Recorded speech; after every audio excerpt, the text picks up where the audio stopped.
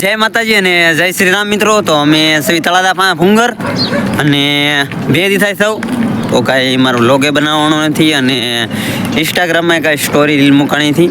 તો અમે બે ફરી રહ્યા છીએ. આ મારો ભાણો છે. Hi guys. ભાણો ને ના ભાઈ ભાણો છે. હા અમારો ભાણો છે અને અમે ચાલો આપણે તળાજા ફરવા જઈએ. હા તળાજા ફરવા જઈએ. આ તમારો પંખો અમને ઘડીક 2-3 દી દેજો ને. ગરમી થાય છે. અમને ગરમી થાય છે. આ તમે જોઈ શકો છો અમે રોડમાં ચાલ્યા જઈએ છીએ હા અમારું સુખનો સૂરજ ઉગી ગયો છે. અને આ મારો સુખનો સૂરજ ઉગી ગયો છે. અમારે અહીંયા રોજ ઉગે સુખનો સૂરજ. પાણી ખાબોચ્યું શું છે? ખાબોચ્યું છે ખાબોચ્યું છે શું છે? ખાડો છે ઈ તો. હે ખાડો ખાડો છે? ગામનું તળાવ છે એને ખાડો કહેવાય. ખાડો કહેવાય. ખાડો છે. ખાડો છે એમ કહે છે.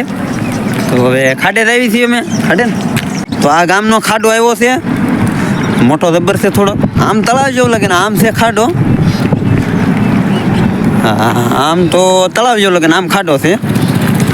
જોઈ શકો છો તમે. પંખા મોટા મોટા ફરે છે.